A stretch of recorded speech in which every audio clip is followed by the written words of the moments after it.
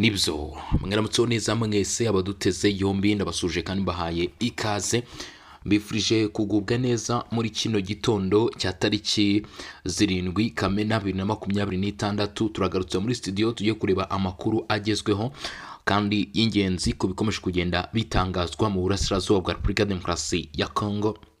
Kuri ubu nyuma y'ibyari byatangajwe na Leta Zunze Ubumwe za Amerika, Repubulika Iharanira Demokarasi ya Congo imaze kwerekana ko itanyuzwe n'ibyavuzwe n'iki gihugu, yongera gushimangira yuko yifuza bidasubirwaho ko ingabo z'u Rwanda ziri ku butaka bw'uburasirazuba bwa Repubulika Demokarasi ya Congo muri operasiyo zo gushyigikira abarwanyi ba AFCM 23 zahagarika ibyo bikorwa mu maguru mashya. Aya makuru ariyongera ku kuba kandi umutwe wa AFCM 23 wamaze gutangaza yuko wakoze impinduka zikomeye cyane muri bano barwanyi mu buyobozi bwo mu ntara ya Kivu y'Amajyepfo, ndetse wirukana bamwe mu bayobozi bari basanzwe bayobora ibyo bice bari barashyizweho n'ubusanzwe n'uyu mutwe wa AFCM 23. Ni mu gihe kandi mu masezerano yasinywe arimo ya Washington ndetse na Doha, Leta ya Repubulika Demokarasi ya Congo yavuze ko uruhande rwasinye kuri aya masezerano bari bafatanyije, uruhande rwa 23 ndetse n'uruhande rw'u Rwanda bavuze yuko batigeze bubahiriza ibyasabwe, bityo mu by'ukuri hakenewe umurongo ntarengwa wo gukurikiza ibyasabwe kubahirizwa.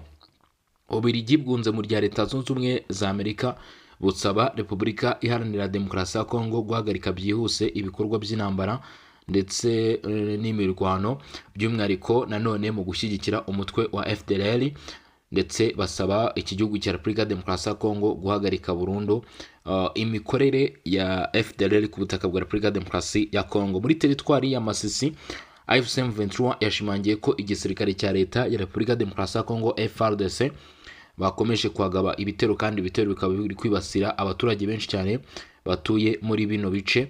Umutwe wa AFCM 23 wagaragaje ko ibyo bitero byagize ingaruka zikomeye cyane muri minsi, ndetse werekana ko hari n'abaturage byagiye byica abandi bikabasiga ari intere, ku buryo kuri ubu bari kwitabwa mu bitaro bigiye bitandukanye.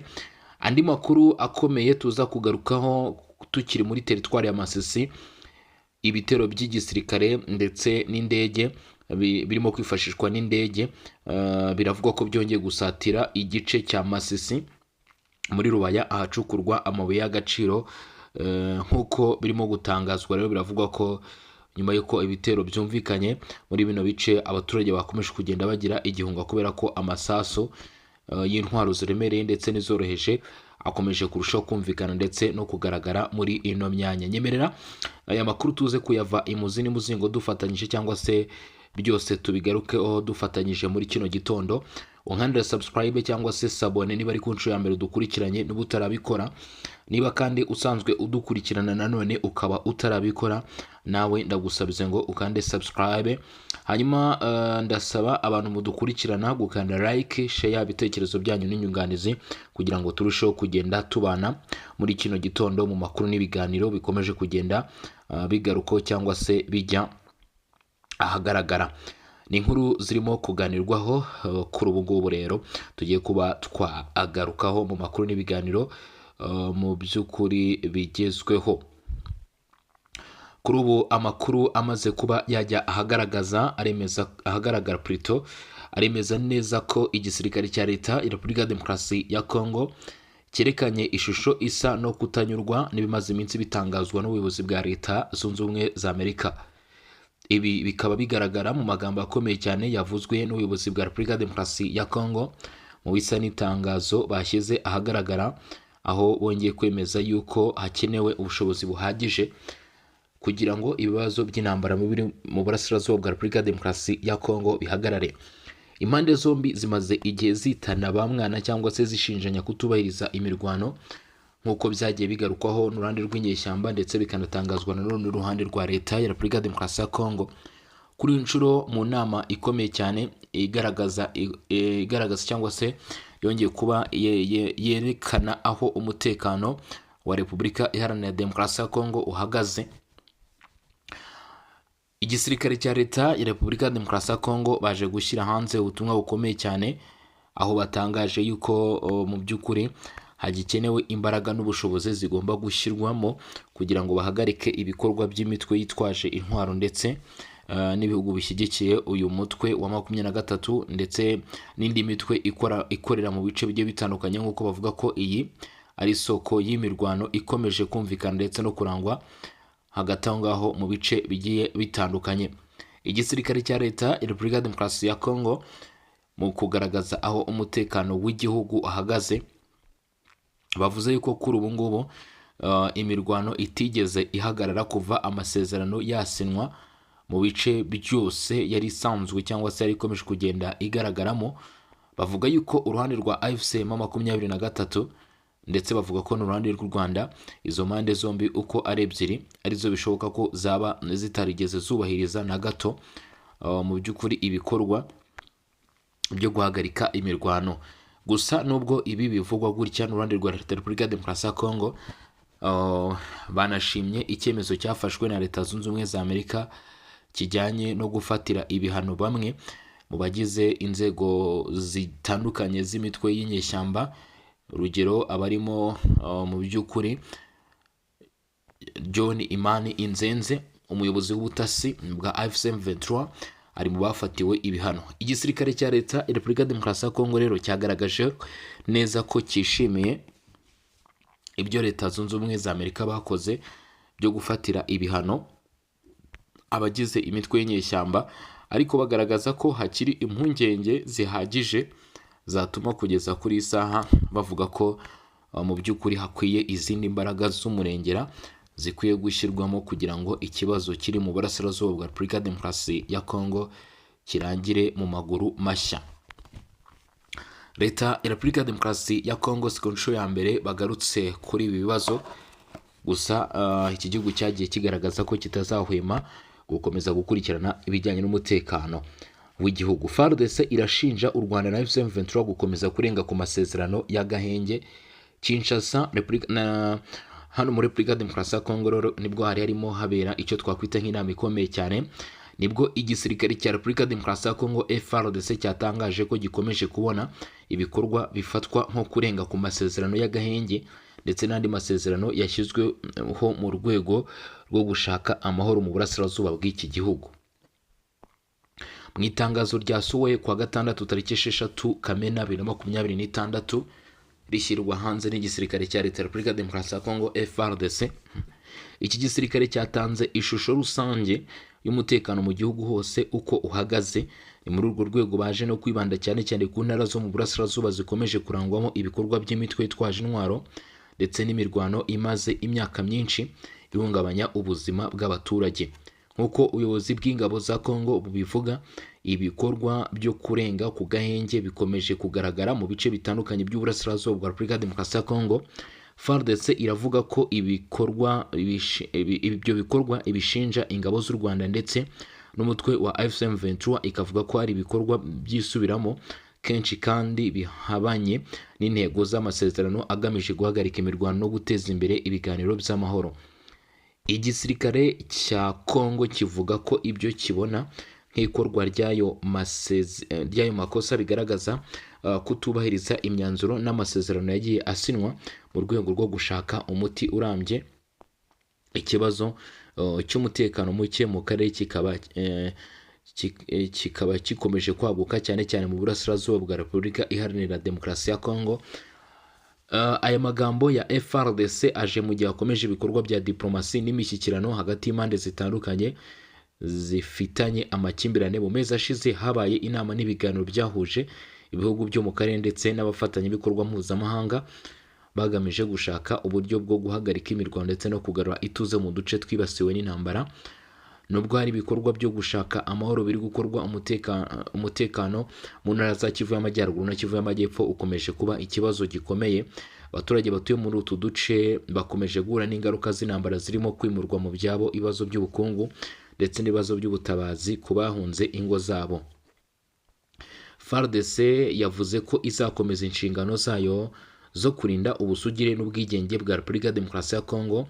Ubuyobozi bw'ingabo bwashimangiye ko bufite ubushake bwo gukomeza kurinda abaturage n'imitungo yabo ndetse no guhangana n'ikintu cyose cyabangamira umutekano n'ubusugire bw'igihugu. Ku ruhande rw'abasesenguzi bavuga ko gukomeza gushinjanya hagati y'impande zirebwa n'aya makimbirane bishobora gukomeza gushyira igitutu ku biganiro by'amahoro, bityo hakaba hakenewe ubushake bwa politiki n'ubufatanye bw'impande zose kugira ngo haboneke igisubizo kirambye ku bibazo bimaze igihe mu burasirazuba bwa Repubulika ya Demokarasi ya Kongo. Mu gihe FARDC ikomeje gutangaza ibi birego, ntabwo ku ruhande rw'u Rwanda cyangwa se AFC M23 hari igisubizo cyari cyagatangajwe ku mugaragaro ku birego bikubiye muri iri tangazo. Icyakora ikibazo cy'umutekano mu burasirazuba bwa Kongo gikomeje gukurikiranwa n'amahanga ndetse n'imiryango mpuzamahanga iharanira amahoro n'umutekano mu karere.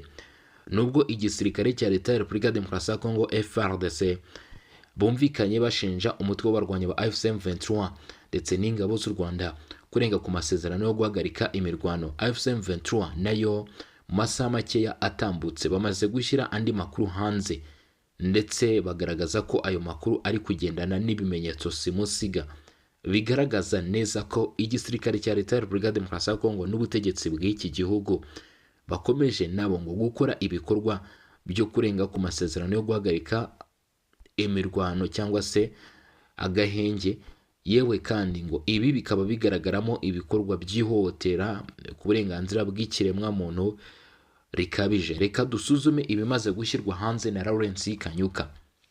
AFC M23 iravuga ko ingabo zifatanyije na leta y'i Kinshasa zagabye ibitero muri Masisi, abaturage bamwe barapfa abandi barakomereka bikomeye cyane. Uyu mutwe wa AFC 23 ntabwo yigeze uvuga ko muri ibyo bitero byagabwe haba hari abarwanyi bawo baba baguye muri ibyo bitero cyangwa se bakomerekeyemo, ariko AFC M23 yabashije gushimangira ko ibyo bitero ahubwo byaguyemo abaturage batari bake.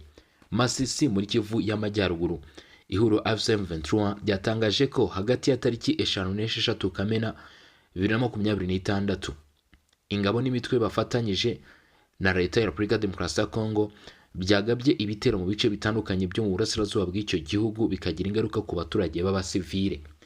AFC M23 muri inyandiko bakomeza bashimangira ko ibi bitero ari ibitero byateje akaga gakomeye cyane. Mu itangazo ryamaze gushyirwa ahagaragara n'iri huriro rivuga ko kuwa gatanu tariki 5 Kamena 2026 ibikorwa by'imirwano n'ibitero byakomeje mu duce twinshi. AFC M23 ivuga ko ahitwa Nkokwe muri kano gace hari kumvikana umuriro w'intwaro ziremereye cyane. Aha ni muri teritwari ya Masisi muri Kivu y'Amajyaruguru ngo habaye ibitero byifashishijwemo intwaro ziremereye byibasiye abaturage nk'uko AFC M23 ibivuga. Ariko nanone igisirikare cya leta ya Repubulika ya Demokarasi ya Kongo gisobanura ko kitajya kigaba ibitero ku baturage, ahubwo ngo ibitero babigaba ku birindiro by'abarwanyi ba AFC M23. Gusa ngo kuri ubu AFC M23 yagiye igaragara muri bimwe mu bice bigenzurwa cyangwa se muri bimwe mu bice bigaragaramo abaturage benshi. Ibi ngo bikaba imbogamizi ikomeye cyane ku bijyanye n'imirwano n'ibitero bikomeje kugabwa. Gusa icyakoza ngo nubwo bimeze bityo, iki gisirikare cya leta ya Repubulika ya Demokarasi ya Kongo ntago barihandagaza ngo bemere ko aribo bari kuba bagaba ibitero nk'ibyo ngo byaba birimo kugabwa mu baturage. Inyeshyamba za AFC M23 muri ino nyandiko bati nk'uko iri huriro ribitangaza ngo ibyo bitero byatangiye agana saa 12:30 za mu gitondo bikomeza kugeza mu rukiriro rwo kuri uyu wa gatandatu washize tariki 6 Kamena 2026. AFC M23 yavuze ko amasasu n'imbunda ziremereye byarashwe mu buryo budatoranya intego, ibintu ivuga ko byagize ingaruka zikomeye mu baturage bo muri ako gace kubera ko abaturage ngo baje guhura n'uruva gusenya nyuma yo kuraswaho n'amasasu y'imbunda ziremereye ndetse n'izoroheje by'ihuriro ry'igisirikare cya leta ya Repubulika ya Demokarasi ya Kongo.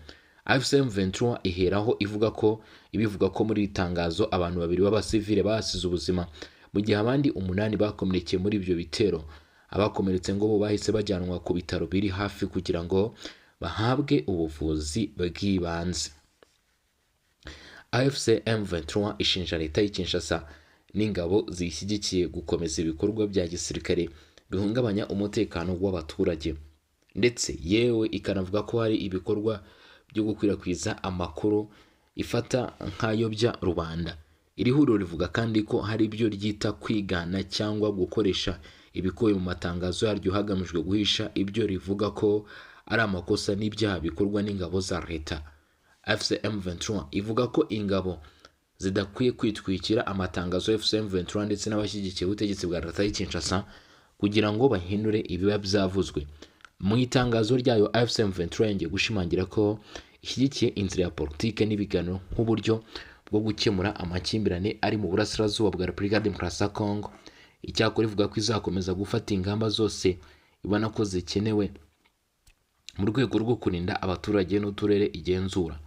Aya makuru aje mu gihe umwuka ukomeje kuba mubi mu bice byinshi byo mu ntara y'Kivu y'Amajyaruguru, aho impande zihanganye zikomeje gushinjanya kugaba ibitero no kurenga ku masezerano y'agahenge yashyizweho mu rwego rwo kugabanya imirwano.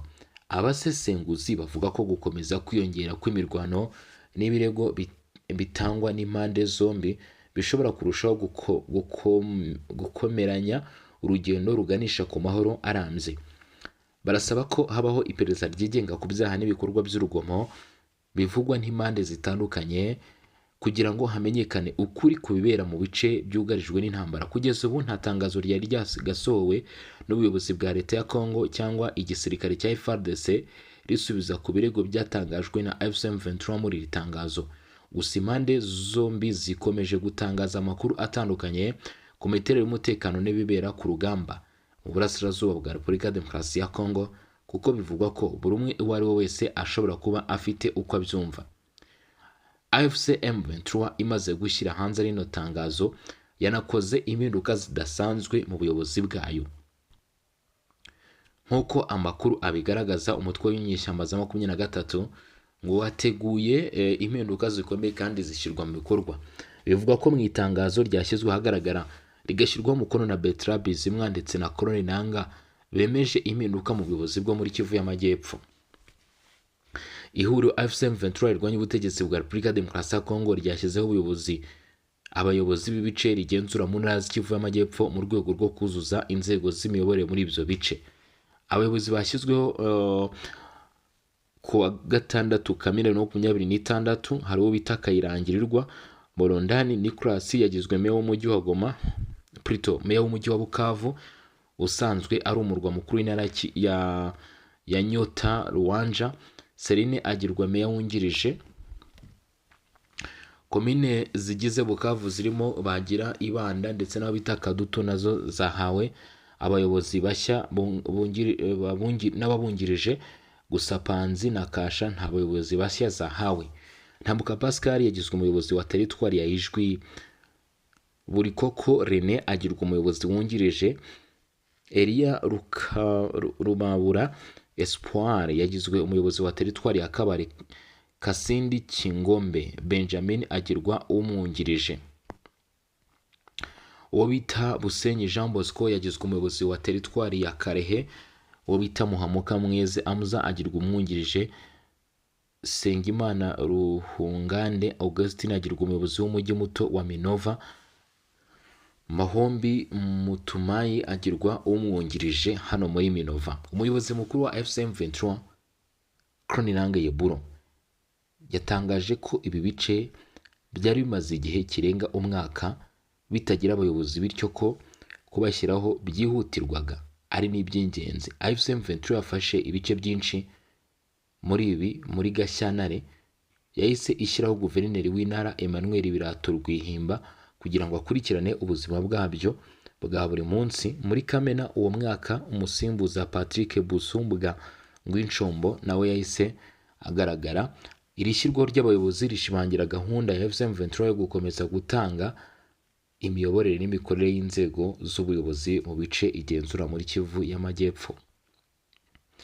FCM23 rero yo yagaragaje kwishimira bano bayobozi yashyizeho ndetse yongera kugaragaza no kwerekana ko igifite gahunda ndetse n'uburyo buhamye bwo gukomeza gukora ibikorwa bigiye bitandukanye mu bice iyobora cyangwa se igenzura. Hanyuma rero icyo ugomba kuba wamenya, ubutegetsi bwa Kinshasa burashinjwa n'uyu mutwe wo gukomeza ibikorwa bya gisirikare byibasira ibice bituwe cyane n'abaturage bigize ibitero bikomeye cyane, kuko ibi biravugwa no mu Minembwe.